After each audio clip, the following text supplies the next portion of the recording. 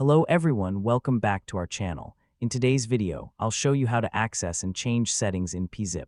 First, open PeaZip on your computer.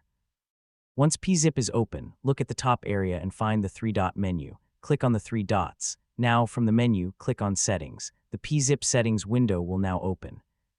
Here you can find different options that control how PeaZip works. For this tutorial, I'll show you two important sections called MISC and Performance. First, I'll click on MISC. Here you can see several general settings and options for PeaZip.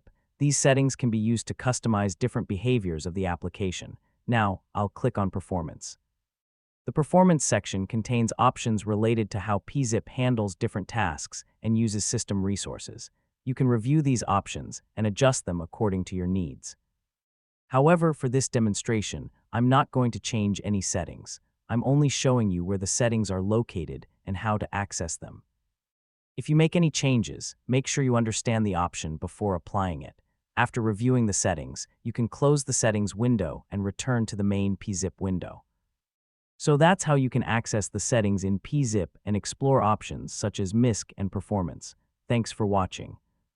If this tutorial was helpful, please like the video and subscribe to our channel for more easy tutorials.